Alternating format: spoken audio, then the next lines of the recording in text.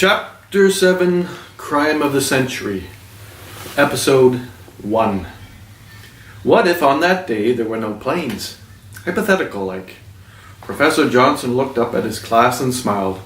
She had been away for 6 weeks, and here she was back jumping in with one of the most famous conspiracies. Please elaborate. The only reason we believe there were 4 planes on that day is because the official story kept repeating that there were 4 planes. There were no remains of planes anywhere, nothing of any significance. There were videos. There were videos is about as much proof as Noah and his ark story. The world was not flooded. It is impossible to put a pair of every creature on the planet in a boat. The story gets told over and over and people believe it without question. The media is our storyboard. It is privately owned and the owners have an agenda. What's the agenda? Rule with fear. The discussion became rather heated. Professor Johnson watched and listened. Hang on now. There are a few anomalies about that day, especially the Building 7.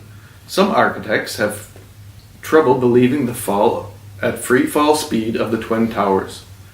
It wouldn't be the first time a country has allowed such a thing to happen to get its people charged up for war.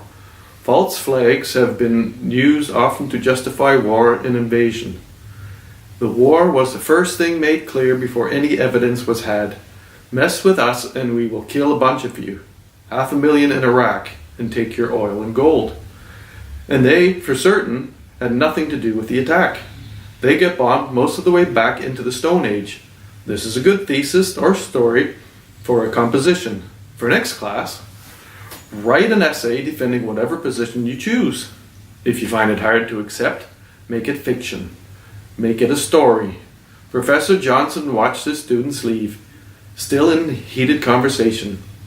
Sally left last. She smiled at the professor while he watched the last of the students leave. I've got an idea for a story. Great, looking forward to reading it. I could bring you some later tonight. And read it to me? Or I'll tell you about it.